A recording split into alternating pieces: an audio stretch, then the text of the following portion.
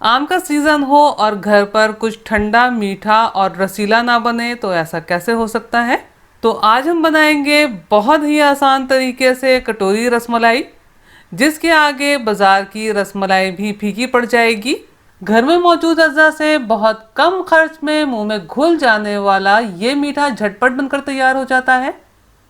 बिस्मिल्लाहिर्रहमानिर्रहीम। अस्सलाम वालेकुम फ्रेंड्स, उम्मीद है आप सब खैरियत से होंगे। ग्राइंडर जार में 1 कप सूजी शामिल की है और ये 2 टेबल स्पून कस्टर्ड पाउडर। आम का मीठा बना रहे हैं तो यहाँ मैंने मैंगो कस्टर्ड का इस्तेमाल किया है। सूजी को मैंने बारीक पीस लिया है। बोल में मैंने 1/3 कप चीनी शामिल की है और ये आधा कप ताज़ा दही शामिल किया है। अगर आप चाहें तो दही की जगह 2 अदद अंडों का भी इस्तेमाल कर सकते हैं। अब इसे इतना फेंटना है कि ये बिल्कुल स्मूथ हो जाए। फेंट लेने के बाद अब इसमें ये मैंने 1/4 कप कुकिंग ऑयल शामिल किया है। आप कुकिंग ऑयल की जगह मेल्टेड बटर या फिर घी का भी इस्तेमाल कर सकते हैं। अब ऑयल को भी फेंटते हुए इसमें यकजान कर लेना है। ऑयल बहुत अच्छे तरीके से इसमें यकजान हो गया है। अब इसमें ये पिसी हुई सूजी और कस्टर्ड का मिक्सचर शामिल करेंगे और अच्छे तरीके से फेंटते हुए मिक्स कर लेंगे। बैटर की कंसिस्टेंसी सेट करने के लिए दूध का इस्तेमाल करेंगे। तो यहाँ मैंने 1/2 कप रूम टेम्परेचर मिल्क लिया है, जिसे हम हस्बे ज़रूरत इस्तेमाल करेंगे। ख्याल रहे कि रेसिपी में इस्तेमाल होने वाली तमाम चीज़ें जैसे दूध, दही या फिर अंडे इस्तेमाल कर रहे हैं तो रूम टेम्परेचर पर होने चाहिए। ये फ्लोइंग कंसिस्टेंसी के साथ बैटर बनकर तैयार है। अब इसे कवर कर देना है और तकरीबन 15 से 20 मिनट ऐसे ही रहने देना है ताकि सूजी फूल जाए। जब तक सूजी सेट होती है तो रसमलाई के लिए हम रबड़ी मिल्क तैयार कर लेते हैं। तो यहाँ पैन में 1 लीटर फुल फैट मिल्क शामिल किया है। जब भी आप दूध का मीठा बनाएं तो कोशिश किया करें कि टेट्रा पैक मिल्क इस्तेमाल करें। टेट्रा पैक मिल्क से कोई भी डिज़र्ट बहुत मज़ेदार बनकर तैयार होता है। तो फ्लेम को ऑन कर लेते हैं और मीडियम टू हाई फ्लेम पर इसमें एक उबाल आने देते हैं। जब दूध में उबाल आने लगे तो आपने फ्लेम को लो कर देना है और तकरीबन 8 से 10 मिनट लो फ्लेम पर पकाना है ताकि दूध थोड़ा गाढ़ा हो जाए। दूध काफ़ी हद तक गाढ़ा हो गया है। उसमें मैंने 1/3 कप या हस्बे जायका चीनी शामिल की है। अब 2 मिनट मैं इसे मज़ीद पका लूँगी।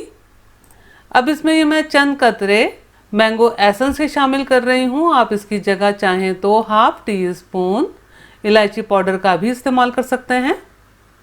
थोड़े से दूध में 1 टेबल स्पून मैंगो कस्टर्ड डाल के मिक्स करना है और चमचा चलाते हुए दूध में शामिल कर देना है। अब मीडियम टू लो फ्लेम पर चमचा चलाते हुए 2 से 3 मिनट पका लेते हैं ताकि कस्टर्ड का कच्चापन ख़त्म हो जाए। अब इसे चूल्हे से उतार देते हैं और रूम टेम्परेचर पर ठंडा होने देंगे। कढ़ाई को प्री हीट करना है तो यहाँ मैंने 1 कप नमक शामिल किया है। नमक को तह में फैला देते हैं।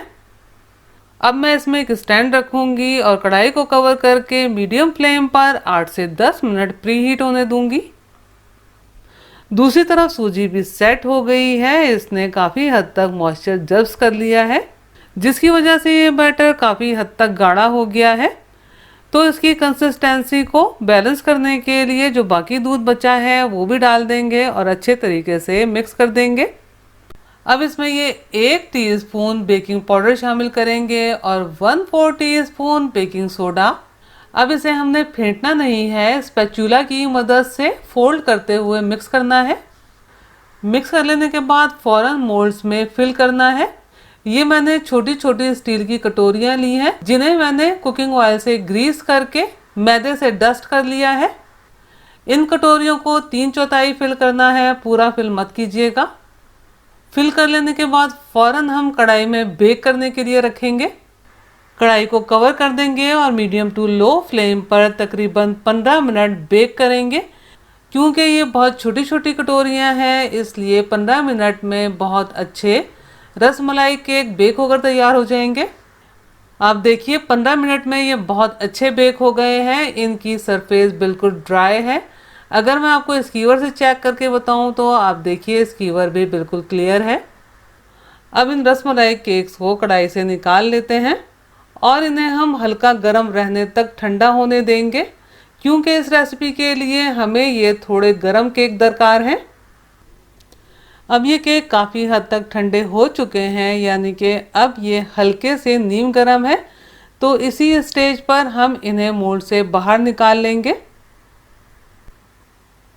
ख्याल रहे कि इन्हें पूरी तरह ठंडा नहीं होने देना। अगर इन्हें पूरी तरह ठंडा कर लिया तो ये रबड़ी मिल्क को ठीक तरह से सोक नहीं कर पाएंगे।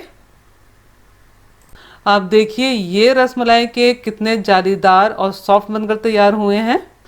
रबड़ी मिल्क भी तकरीबन रूम टेम्परेचर पर ठंडा हो गया है। रूम टेम्परेचर पर ठंडा करना इसलिए लाजमी है कि हम जब आम का पल्प शामिल करेंगे तो अगर आम के पल्प में हल्की सी खटास हो तो दूध फटे ना। 1 कप आम का पल्प शामिल किया है। अब इसे अच्छे तरीके से रबड़ी मिल्क में मिक्स कर लेना है। अब इसमें ये नीम गरम केक डालेंगे और तकरीबन 2 मिनट ऐसे ही रहने देंगे ताकि बहुत अच्छे तरीके से ये रसमलाई केक रबड़ी दूध को सोक कर लें। आप इन रसमलाई केक की जाली चेक कीजिए कि कितनी अच्छी इसमें जाली आई है। अब 2 मिनट रबड़ी मिल्क में डिप रखने के बाद इन रसमलाई केक्स को हम गहरी सर्विंग प्लेट में निकाल लेंगे और ऊपर से मज़ीद रबड़ी मिल्क शामिल करेंगे। फिर इन्हें बारीक कटे हुए पिस्तों से डेकोरेट करके फ्रिज में रखेंगे ताकि ये बहुत अच्छे तरीके से ठंडी हो जाए। आप यकीन जानिए ये कटोरी रसमलाई बहुत मज़े की बनकर तैयार होती हैं, तो आप इन्हें ज़रूर ट्राई कीजिएगा। कढ़ाई में बेक करने के बाद जो बैटर बच गया था वो मैंने छोटी कटोरियों में डालकर ओवन में बेक कर लिया था। आपने मेरी रेसिपी को ज़रूर लाइक करना है और अपने दोस्त अहबाब से शेयर करना तो बिल्कुल भी मत भूलिएगा। अल्लाह हम सब का दस्तरख्वान हलाल रिस्क से वसी तर फरमाए, आमीन। मुझे और मेरी फैमिली को भी अपनी दुआओं में याद रखिएगा। अपना और अपनी फैमिली का बहुत ख्याल रखिएगा। अगली रेसिपी की वीडियो तक के लिए अल्लाह हाफिज़।